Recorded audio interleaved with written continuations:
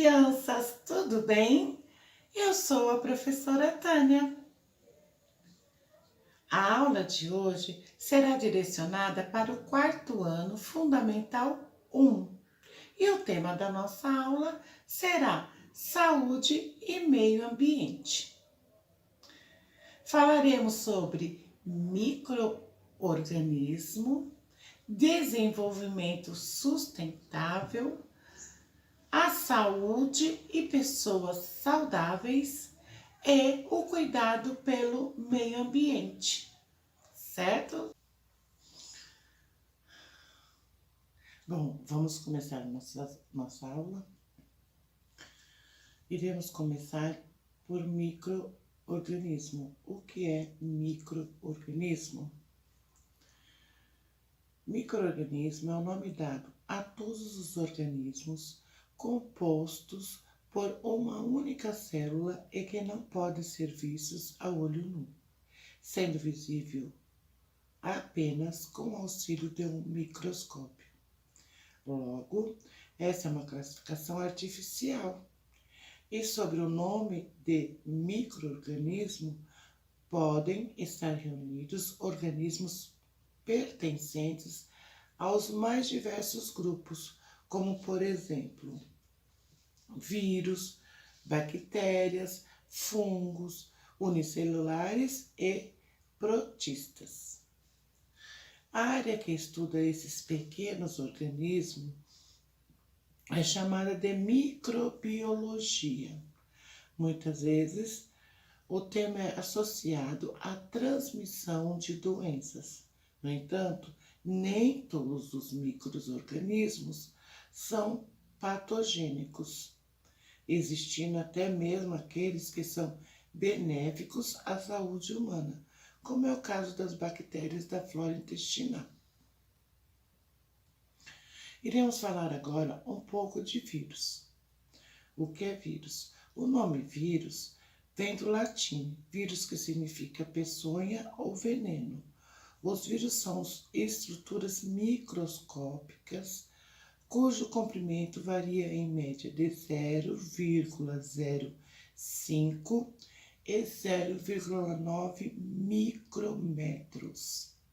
Para ter uma ideia, um micrômetro equivale a milésima parte do milímetro. Dessa forma, o vírus só pode ser observado por meio de técnicas de microscopia eletrônica. Gente, os vírus é muito pequenos. Chegam a ser até invisíveis aos nossos olhos, né?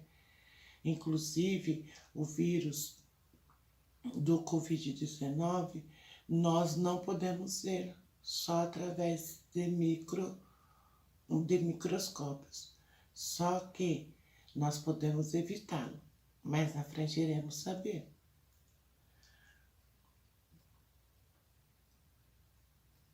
Então, vamos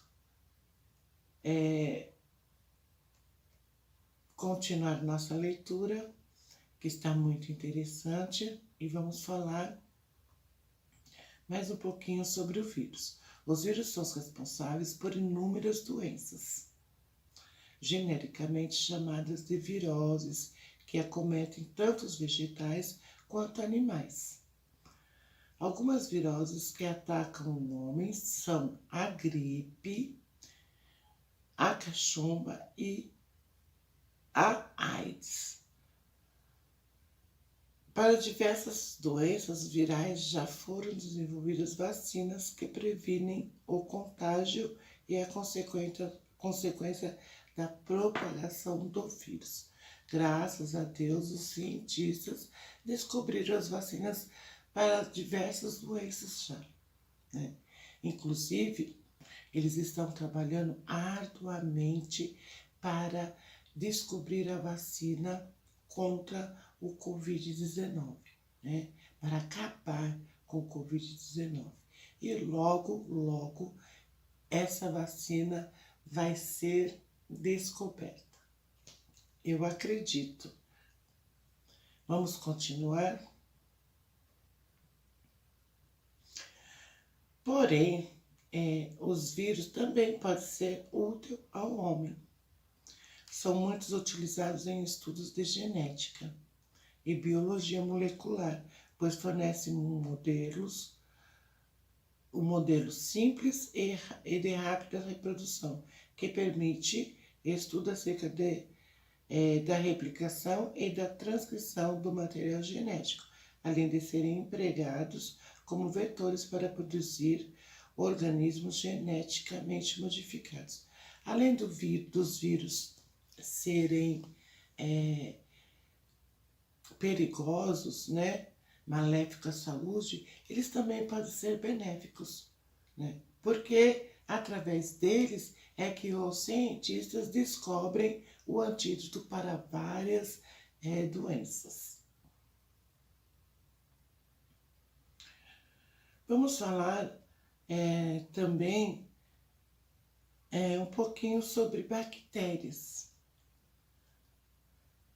O que são bactérias? Bactérias são seres microscópicos que surgiram na Terra há mais de 4 bilhões de anos. São organismos procariontes, ou seja, que não possuem um núcleo organizado e que pertencem ao reino Monera. São unicelulares, medindo em média entre 0,3 e 2 micrômetros. Sua nutrição pode ser tanto autótrofa quanto heterótrofa. Quanto à reprodução, pode ser sexuada ou assexuada.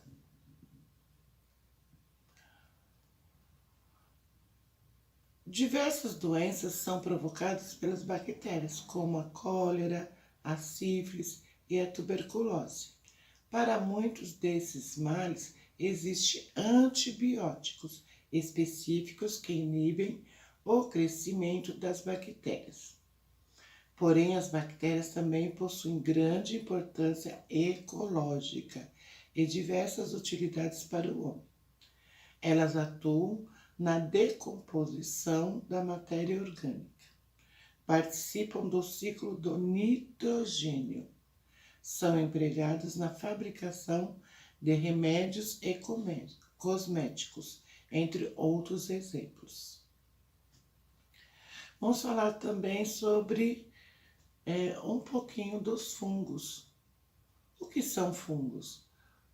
O reino fungi engloba uma grande variedade de organismos, cerca de 70 mil espécies que habitam em ambientes diversos e que apresentam uma grande variação de formas e tamanhos. São eucariontes, aclorofilados e heterótrofos, ou seja, não produzem seu próprio alimento, dependendo de fontes da matéria orgânica viva ou morta para sua alimentação. Os fungos, classificados como micro-organismos, são aqueles compostos apenas por uma única célula e pertencem a duas classes, deuteromicites e ascomicites. Um exemplo de fungo unicelular é a levedura. A levedura se reproduz rapidamente através de processos assexuados. Para obter energia, a levedura realiza a fermentação e, por esse motivo, é utilizada na fabricação do pão e de bebidas alcoólicas. Na produção do pão, as leveduras consomem a glicose presente na massa e, através da fermentação desse açúcar, liberam gás carbônico e álcool etílico. O gás cria pequenas bolhas no interior da massa que fazem o pão crescer e ficar macio. Vocês viram que para o pão crescer ele precisa dos fungos que são nada mais, nada menos que o fermento para crescer o pão. Legal, né? Agora eu vou mostrar para vocês, ok? Vamos lá?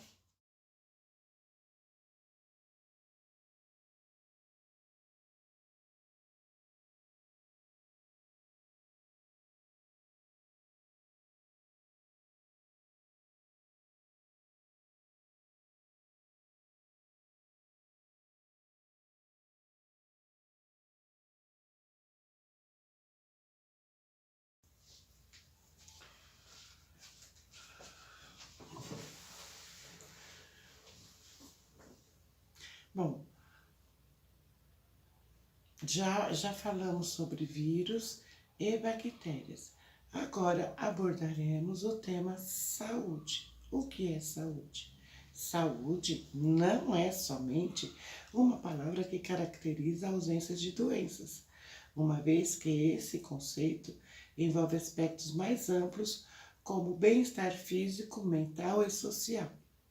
Segundo a Constituição Federal de 1988, artigo 196, ela é direito de todos e dever do Estado garantido mediante políticas sociais e econômicas que visem a redução do risco de doenças e de outros agravos e ao acesso universal e igualitário às ações e serviços para sua promoção, proteção e recuperação.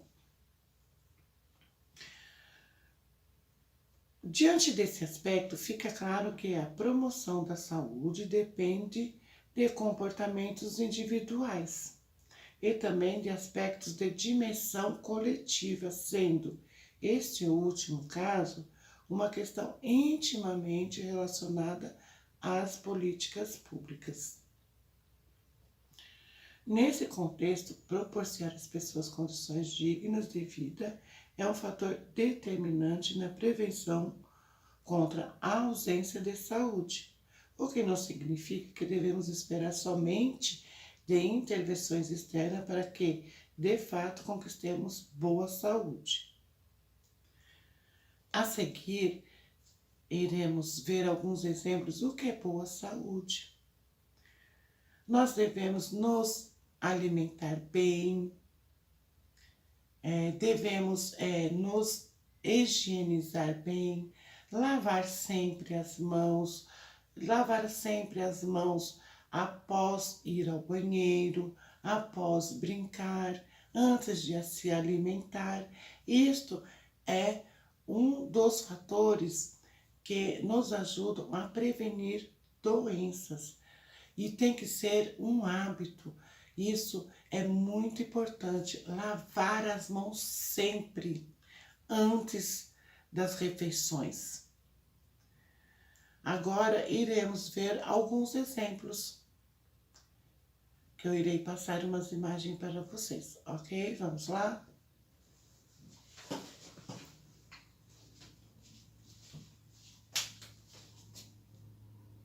Já falamos sobre micro-organismos, os vírus, as bactérias e os fungos, os benefícios e os malefícios. Nós iremos abordar o tema saúde e uma vida saudável. Iremos começar pela pirâmide alimentar. Vamos começar nossa leitura? A pirâmide alimentar é uma representação gráfica que reúne informações importantes a respeito dos grupos de alimentos presentes em nossa dieta.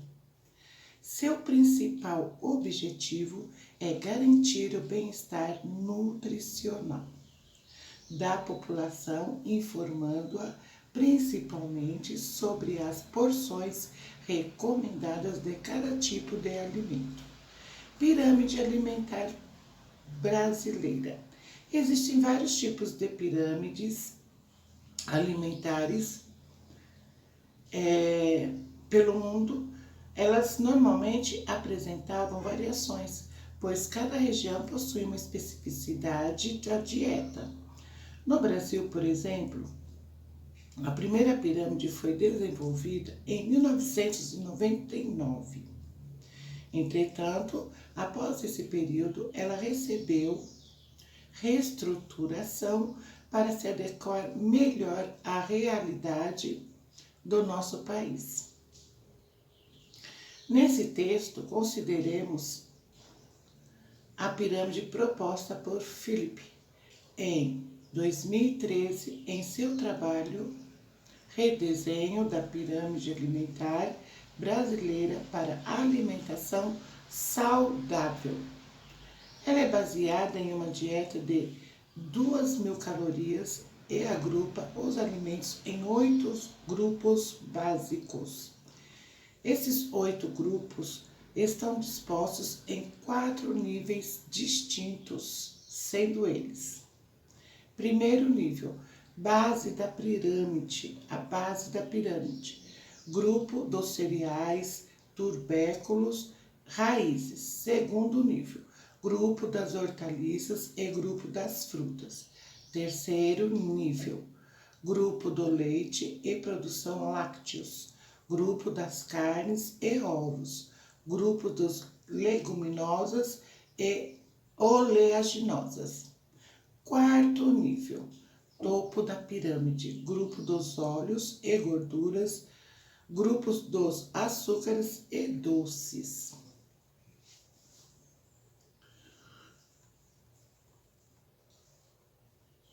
Além de tudo isso, seguir a pirâmide alimentar, nós devemos praticar atividades físicas por no mínimo 30 minutos diários e beber bastante água. Grupo de alimentos presentes na pirâmide alimentar. Na pirâmide alimentar brasileira, os alimentos estão divididos em 8 grupos, dispostos em 4 níveis. De acordo com os nutrientes que se apresentam em maior quantidade na sua composição. Em cada um dos grupos presentes na pirâmide, é possível observar a quantidade ideal que deve ser ingerida. Observe abaixo os grupos alimentares e o total diário de quilocalorias recomendados. Arroz, pão, massa, batata, mandioca, 900 calorias, 6 porções por dia. Legumes e verduras, 45 calorias, 3 porções por dia. Carnes e ovos, 190 calorias, 1 porção por dia. Leite, queijo e iogurte, 360 calorias, 3 porções por dia. Feijões e oleaginosas, 55 calorias, 1 porção por dia. Óleo e gordura, 75 calorias, 1 porção por dia. Açúcares e doces, 110 calorias, 1 porção por dia. Legal, né? Se nós começarmos a nos educar na alimentação, evitando doces, chocolates, chicletes, balas, a nossa saúde vai melhorar muito. Mas continuando, vamos lá. Com esses dados é possível perceber que o grupo dos carboidratos, arroz, pão, massa, batata, mandioca, deve ser a base da nossa dieta. O arroz, o feijão e a batata é ótimo para nós crescermos com saúde. Uma vez que são alimentos que fornecem energia. Nesse caso, é importante destacar que a melhor opção é investir em produtos integrais, por fornecerem mais fibras.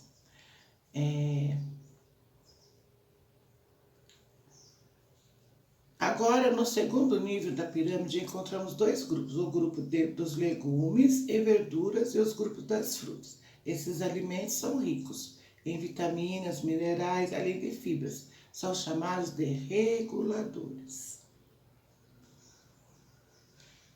Os alimentos ricos em carboidratos são recomendados em maior quantidade, por serem responsáveis por fornecer energia. Acima dos legumes, verduras e frutas, vemos um nível com diferentes alimentos. Grupo do leite e produtos lácteos. Grupo das carnes e ovos e grupo das leguminosas e oleaginosas, que estão relacionados com o fornecimento de proteínas. As proteínas são essenciais para o funcionamento do nosso corpo, estando relacionados com uma série de funções, sendo uma delas o reparo de tecidos do nosso corpo. Além disso, nesse nível, encontramos leites e derivados, os quais são responsáveis por fornecer uma grande quantidade de cálcio. No último nível, temos grupos dos óleos, gorduras, doces e açúcares. Esses grupos devem ter consumo moderado, pois seu consumo exagerado relaciona-se a casos de obesidade. Nesse grupo, a palavra-chave é a moderação. Podemos comer doces? Sim. Podemos comer chocolate, um sorvete, mas tudo moderadamente. As atividades físicas são muito importantes. A Pirâmide Alimentar Brasileira, recomenda por Philip em 2013, apresenta como diferencial a presença de duas mensagens importantes: a necessidade de realizar 6 refeições diárias e de se praticar atividades físicas. De acordo com as recomendações presentes na pirâmide alimentar, faz-se necessário realizar as 3 refeições diárias básicas e lanches intermediários. Entre elas, também é importante a prática de atividade por pelo menos 30 minutos diários. É muito importante praticar exercícios para ter uma boa saúde. Além de orientar sobre a necessidade de cada tipo de alimento, a pirâmide brasileira fala sobre a necessidade de realizar atividades e fazer 6 refeições diárias. Essas recomendações acompanham a pirâmide alimentar, pois a alimentação equilibrada, sem cuidados com a saúde, possui pouco efeito na saúde da população. Assim sendo, a pirâmide alimentar brasileira fornece informações que garantem a saúde de sua população. A pirâmide alimentar é um instrumento importante que ajuda a população a guiar a alimentação, nos fazendo compreender como é uma alimentação saudável. Sua principal função é orientar, não sendo ela responsável por fornecer uma dieta a ser seguida. Na pirâmide alimentar, os alimentos estão dispostos por nível de necessidade. Os carboidratos, por exemplo, estão na base por serem necessários para o fornecimento de energia. Quando entendemos a necessidade de cada grupo de alimentos, compreendemos melhor por que uma alimentação saudável necessita de variedade, moderação e equilíbrio. Agora que nós falamos sobre a pirâmide alimentar e de como ter uma boa alimentação, ter uma vida saudável, iremos falar sobre a higiene corporal, que também faz parte de uma boa saúde, para evitarmos doenças e contágios. Vamos lá? Começar a nossa leitura sobre higiene corporal. Você sabia que a nossa higiene corporal é uma forma de manter nossa saúde e bem-estar? Existem certos cuidados que devemos ter para deixar o nosso corpo limpo e livre de bactérias e vírus que podem prejudicar a nossa saúde. A higiene corporal está ligada a várias ações de limpeza que proporcionamos a nós mesmos. E você sabe quais são essas ações? Vamos descobrir? Lavar as mãos. Uma ação muito importante para a nossa higiene é o ato de lavar as mãos. Precisamos lavar antes das refeições, depois de usarmos o banheiro, principalmente quando chegamos em casa. Nossas mãos tocam vários objetos ao longo do dia. E se não lavarmos com muito cuidado e dedicação, podemos levar impureza para a nossa boca. Sempre que for lavar as mãos, lembre de lavar as unhas e entre os dedos. O ato de lavar as mãos nos protege com certeza do coronavírus. É muito importante lavar as mãos, sempre. E quando não puder, higienizar com álcool em gel. Escovar os dentes. Escovar os dentes é muito importante. A escovação deve ser feita sempre após as refeições e principalmente antes de dormir. Mas você sabe por quê? À noite é mais fácil que as bactérias se desenvolvam na nossa boca se você não escovar. Cuidando dos seus dentes, você evita que os bichinhos da cárie apareçam. Importante, não se esqueça de usar fio dental no momento que for escovar seus dentes, porque algumas comidinhas ficam escondidas no nosso dente e só o fio dental pode removê-las. Escovar os dentes é muito importante para que fiquem branquinhos e saudáveis. Sabe aquela brincadeira super divertida que quando você brinca o dia inteiro chega até te deixar sujo? É muito divertido brincar de correr, de carrinho, de pique-esconde, de boneca, de roda, de cobra cega, de bicicleta. Mas, quando a brincadeira acaba, estamos suados e com um cheirinho ruim, não é mesmo? Tomar banho é muito importante para tirar as impurezas do nosso corpo e deixar nossa pele limpa e nosso corpo mais descansado. Não se esqueça de que devemos lavar as partes que ficam escondidas no nosso corpo, além de lavar o pescoço, a nuca, atrás das orelhas, esfregar bem os joelhos, cotovelos e pés. Tomar um banho bem gostoso, além de descansar o nosso corpo, ainda deixa a gente bem cheirosinho. Lavar e pentear os cabelos. Existem crianças com todos os tipos de cabelos, não é mesmo? Temos cabelos escuros, claros, vermelhinhos, com cachinhos, raspados, com topetes, lisinhos e até cabelinhos na régua, aqueles que têm os cortes bem legais na lateral. Mas para o nosso cabelo ficar bem bonito, não basta apenas mudá-lo na hora do banho. Temos que lavar com shampoo e passar o condicionador para deixar os fios bem bonitos e brilhantes. Lave bem seus cabelos e esfregue o couro cabeludo com as pontas dos dedos. Não tenha pressa. Se lavarmos de qualquer jeito, nosso cabelo fica com cheirinho de suor e não é legal. E não se esqueça de pentear bem e sempre que você lavar ou acordar, para deixar seu cabelo bem arrumadinho e bonito. Assim como cortar as unhas, é muito importante manter nossas unhas limpas e curtinhas, para que a sujeira não se esconda debaixo delas. Para isso, sempre lave as pontas dos dedos e corte suas unhas. Assim, você manterá suas mãos bem limpinhas e a sujeira não terá lugar para se esconder.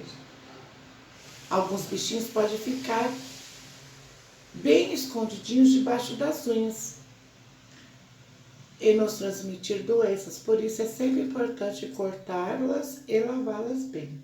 Roupas limpas. Sempre depois do banho, priorize o uso de roupas limpas. Não é legal estar limpo e usar roupas sujinhas. Depois do banho, escolha uma roupa bem legal e com cheirinho de limpeza. Nada como uma roupa limpinha e cheirosa depois de um banho tomado e um cabelo limpo.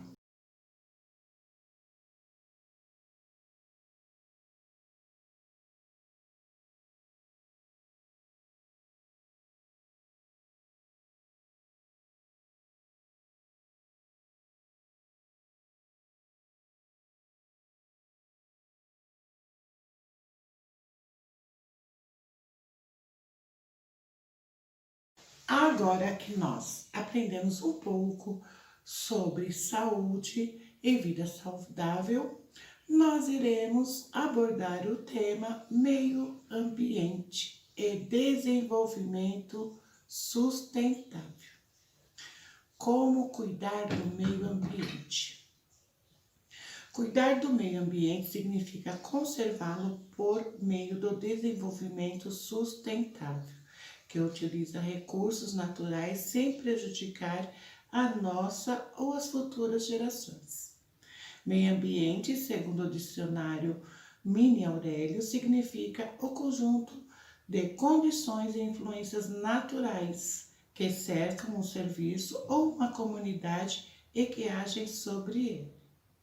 Assim, o meio ambiente envolve não somente plantas, animais e paisagens bonitas, mas todos os seres vivos e os ambientes que eles vivem. Considerando o que foi dito e sabendo da relação existente entre todos os seres vivos e não vivos, é importante respeitar o meio ambiente. É muito importante respeitar o meio ambiente. Algumas dicas de como respeitar o meio ambiente. Evitar o consumo exagerado, ou seja, não usar ou desperdiçar aquilo que não é necessário. Em primeiro lugar, porque tudo o que consumimos de forma direta ou indireta vem de recursos da natureza. E alguns não se renovam. Em segundo lugar, porque o consumo produz lixo. E como sabemos, alguns materiais demoram para se decompor. Mais sério ainda é o desperdício de alimentos jogados fora, ao mesmo tempo em que inúmeras pessoas morrem de fome. Tal tipo de lixo forma uma substância líquida chamada chorume, que pode penetrar na terra, na água subterrânea, contaminando-a. Além disso, por se tratar de restos de comida, esse material atrai animais que podem provocar doenças como ratos e baratas. Considerando que muitas pessoas têm contato direto com o lixo, o resultado não é legal. Como é evitar o desperdício? Desligar o chuveiro enquanto ensaboa o corpo e a torneira da pia enquanto escova os dentes. Apagar a luz ao sair do cômodo também são excelentes atitudes. Reaproveitar materiais. Isso porque, como foi dito, tudo que consumimos utiliza recursos da natureza. Assim, ao invés de comprar algo novo, reutilizando o que temos, estamos poupando o meio ambiente, como a reciclagem. Também podemos fazer trocas. Sabe aquele brinquedinho que você tá guardado lá, que você não brinca mais com ele? Você pode trocar com um amiguinho, né? Fazer troca de brinquedos em vez de jogar fora, né?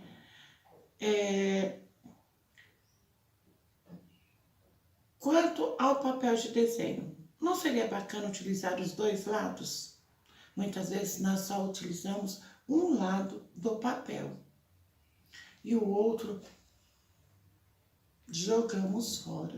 Se nós utilizarmos os dois lados do papel, tá vendo, ó? Limpo e utilizado. Se eu utilizar esse lado e depois fazer um rascunho ou fazer uma redação desse lado, eu estarei economizando e evitando desperdício. Direcionar o lixo de forma correta. Isso é muito importante. Você já viu quanto fica feio o local em que estamos quando ele está cheio de lixo? Fica mesmo, né? Pois é, além de atrapalhar o visual, deixar tudo feio, o lixo lançado em lugar incorreto pode provocar diversos problemas, além dos que foram apontados no item anterior. O entupimento de bueiros, por exemplo, tal fato faz com que durante as chuvas a água não escoe direito. Resultado: inundações, transbordamentos de rios, inclusive os poluídos, doenças, etc.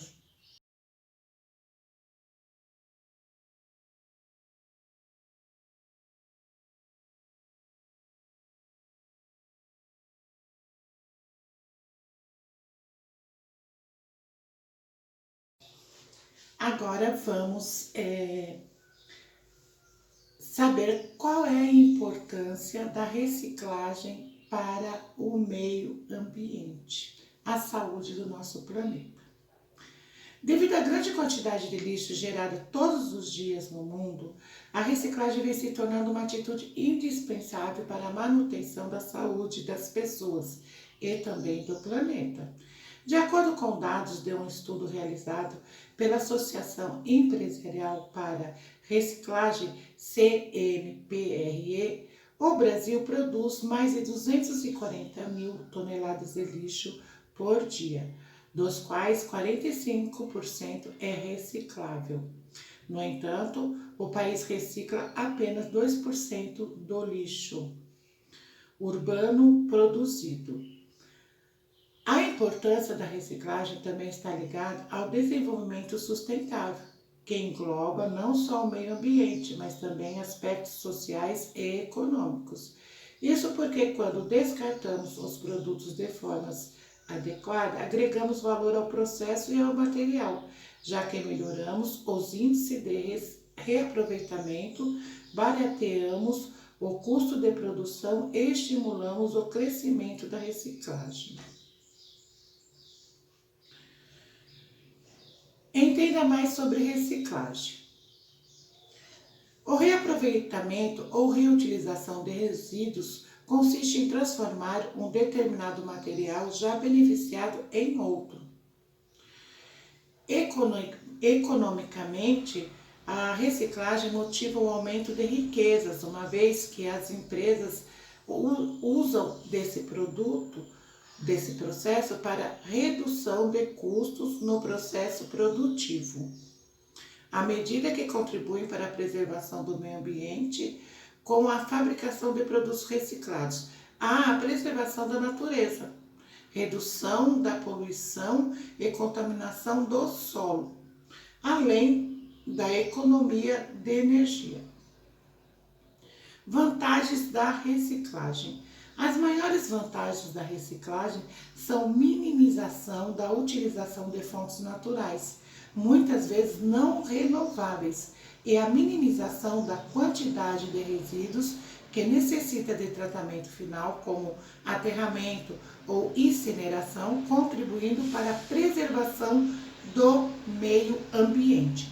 A reciclagem também é capaz de reduzir a acumulação progressiva de resíduos à produção de novos materiais, como por exemplo, o papel, que exigiria o corte de mais árvores, as emissões de gases como metano e gás carbônico e as agressões ao solo, ar e água, fatores incrivelmente negativos em relação à vida do nosso planeta. A sustentabilidade estimula as formas alternativas de reciclagem. Além da armazenagem local autorizada para tratamento, ela pode ser a solução para o lixo orgânico. O fato é que milhares de toneladas de lixo são recolhidas diariamente nos hospitais, nas escolas, fábricas e residências, e a tendência é aumentar mais a quantidade de lixo produzido diante desta realidade. O que deve ser feito? Você faz a sua parte. Você faz a sua parte? Existem formas simples e caseiras para reaproveitar alguns materiais. Uma forma de fazer a reciclagem doméstica é reaproveitar as garrafas de plásticos, uma vez que é possível fazer peças decorativas e de utilidade com esse tipo de material. Outro exemplo é o óleo de cozinha ou óleo de fritura, que pode virar sabão de ótima qualidade. E, por fim, aqueles que moram em áreas com quintal grande e com bastante terra poderão também enterrar boa parte do lixo orgânico que irá se transformar em adubo natural, como casca de verduras, cascas de frutas. Pode ser enterrado para se tornar um adubo orgânico e muito bom para as plantas.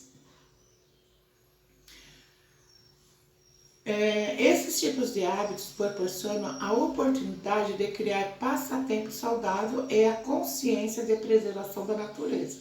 A verdade é que a grande maioria dos materiais que simplesmente descartamos no lixo podem e devem ser reciclados.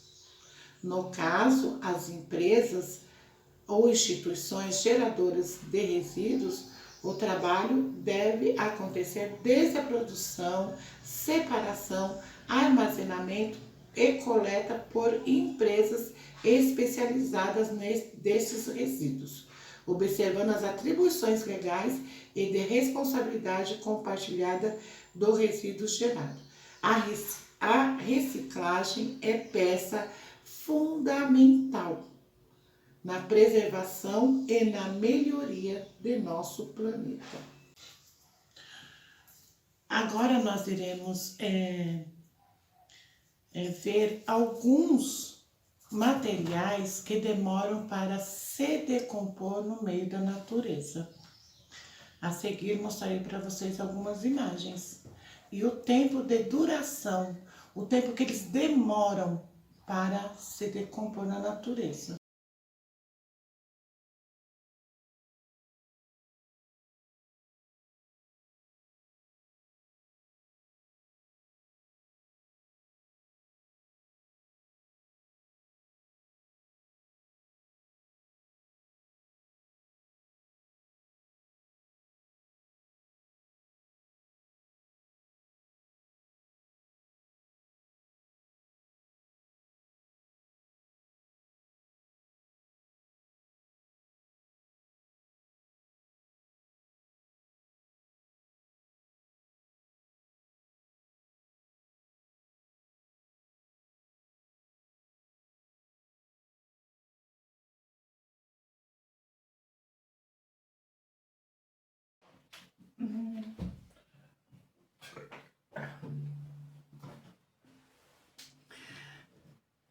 Bom, agora que nós vimos como é muito importante separar o lixo do reciclado para o orgânico de um lado, reciclado do outro.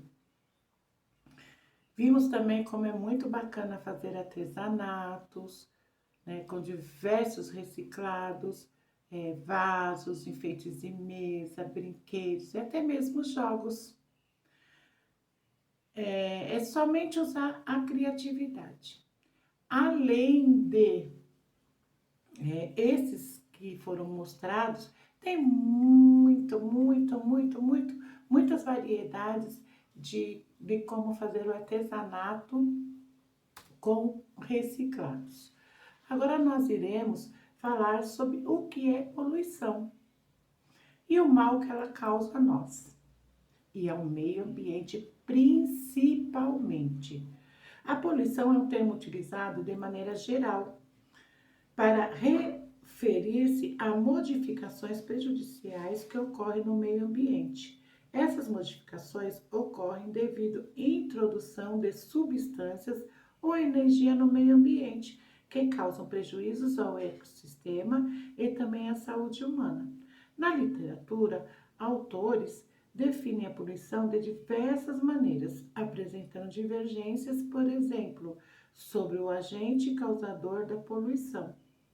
Se esta poderia ocorrer somente devido à ação humana ou se fontes naturais também poderiam desencadeá-la.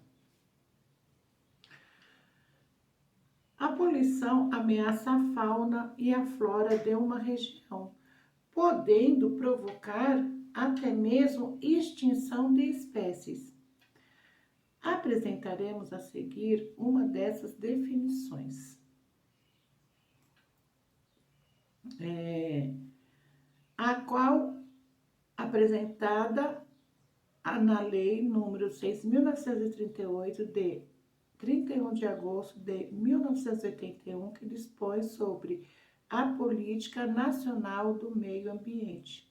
De acordo com esse dispositivo, entende-se por poluição a degradação da qualidade ambiental resultando de atividades que, direta ou indiretamente, a. prejudiquem a saúde, a segurança e o bem-estar da população. B. Criem condições adversas a atividades sociais e econômicas. C. Afetam desfavoravelmente a biota. Afetem as condições estéticas ou sanitárias do meio ambiente. Lancem matérias ou energia em desacordo com os padrões ambientais estabelecidos. Causas da poluição. O que elas podem causar? A poluição pode ocorrer como consequência de diferentes processos, tanto naturais quanto antrópicos. Dentre os processos naturais que podem provocar poluição, podemos citar as erupções vulcânicas, que lançam uma grande quantidade de gases e partículas na atmosfera. No que diz respeito à ação humana, essa se destaca como a principal fonte de poluentes. Algumas das ações humanas que podem provocar poluição são queimadas, descarte inadequado do lixo, descarte de esgoto sem tratamento, uso de defensivos agrícolas e fertilizantes, queima de combustíveis fósseis, derramamento de petróleo. Tipos de poluição. A poluição pode ser causada por diferentes poluentes, bem como afetar diferentes ambientes. A seguir, vamos conhecer alguns dos principais tipos de poluição. Indústrias são responsáveis por lançar na atmosfera uma grande quantidade de poluentes. Poluição do ar, também chamada de poluição atmosférica, ocorre quando temos a liberação de materiais que causam alterações na composição do ar, tais como gases emitidos por carros e indústrias.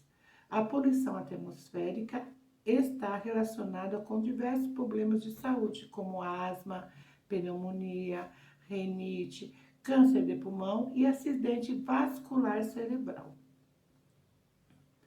De acordo com dados da Organização Municipal de Saúde, OMS, cerca de 93% das crianças do planeta com menos de 15 anos respiram um ar tão poluído que tem sua saúde e desenvolvimento expostos a graves riscos.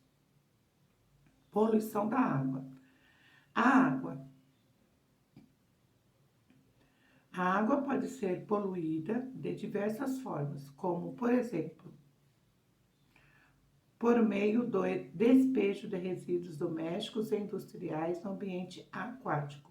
Esse tipo de poluição pode afetar todas as espécies que ali vivem, bem como os organismos que consomem aquela água, como os seres humanos. A água poluída por mercúrio, por exemplo, se consumida pelo homem, pode provocar danos cerebrais, alterações neurológicas, má formação fetal e até mesmo a morte. Poluição do solo.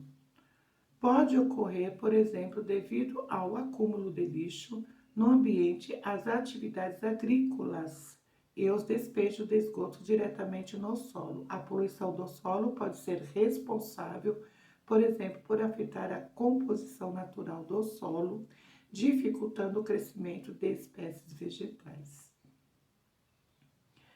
Os lixões são responsáveis por causar a poluição do solo, além de provocar grande mau cheiro e atrair vetores de doença.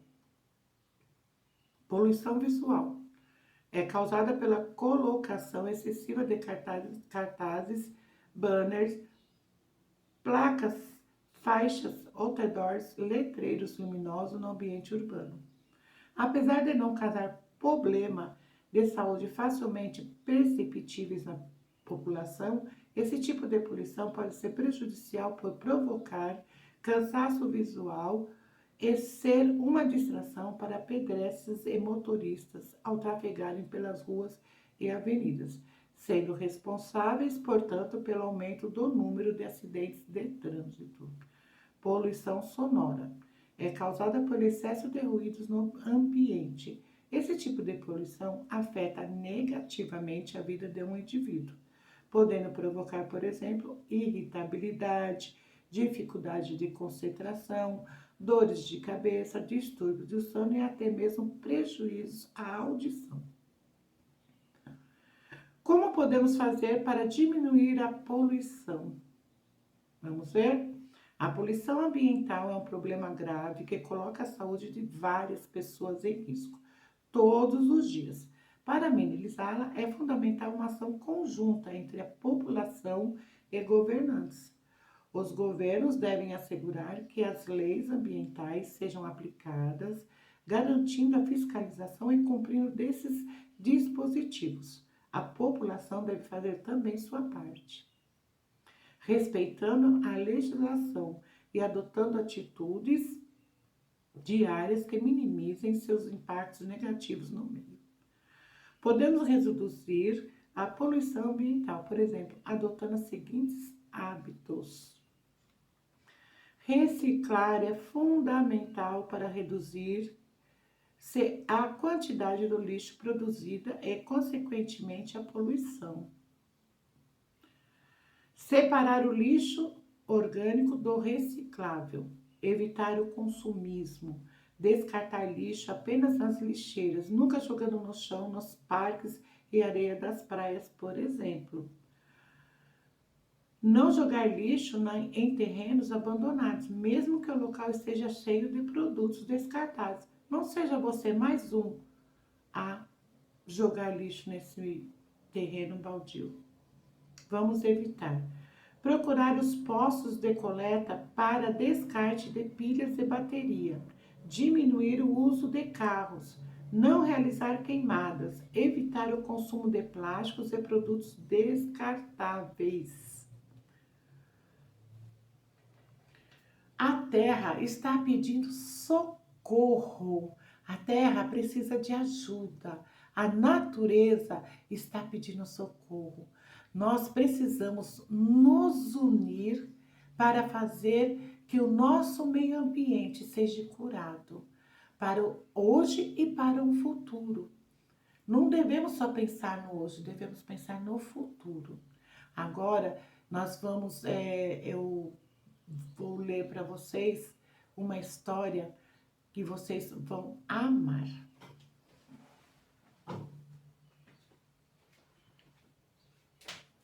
Opa, 10h36. A história que eu irei contar para vocês hoje é A Doença da Terra, escrita por Maria Aparecida Pisserati. Um dia, no sistema solar, a Terra começou a tossir. O Sol, ainda sonolento, acordou apavorado. O susto foi tão grande que ele começou a gaguejar. O que foi, Terra? A Terra, com cara abatida, respirava com dificuldade. O que foi, Terra? Tornou a perguntar o Sol. Eu estou cada dia pior. Ontem passei o dia todo mal. Enquanto falava, a Terra olhava para o Sol. para ver se ele estava mesmo compreendendo ou se estava achando tudo aquilo coisa de mulher. Bastante assustado, o Sol correu para buscar um xarope. A Terra, ao ver o remédio, deu uma torcidinha na montanha que lhe servia de nariz. Não, obrigada. Xarope não cura minha doença, não. O Sol, já meio bravo, com tanto chilique da terra, perguntou com a voz grave e enfesada: o que pode curar você então, terra? Os homens, só os homens, a terra falou sofrida. Por que os homens? Perguntou o Sol curioso. São eles ocupados, deu uma espiadinha para ver como eles poluem tudo, destroem tudo, acabam com tudo. O Sol deu uma olhadinha para baixo e não gostou nem um pouquinho do que viu. No Amazonas, os homens cortavam a Dona Verdinha, uma castanheira com mais de 100 anos de idade. No Pantanal, caçavam os animais para vender a pele e o couro. Nos rios, os homens jogavam lixos, latas de veneno, matando peixes, poluindo toda a água. Nas cidades grandes, as fábricas e os carros saltavam fumaça pretas que acabavam com o pulmão de toda a gente. Para você ter uma ideia, muitas crianças estão nascendo com problema de respiração e os adultos, não há pulmão que aguente. Quando o Sol terminou de ver tudo isso, falou: a terra tem razão. Xarope não podia curar a doença dela. Compreendeu, afinal, que a terra precisava era da ajuda do homem, das crianças, que todos juntos, unidos, poderiam cuidar e melhorar o meio ambiente. Essa história é para nós nos conscientizar que a terra está doente e precisa da nossa ajuda.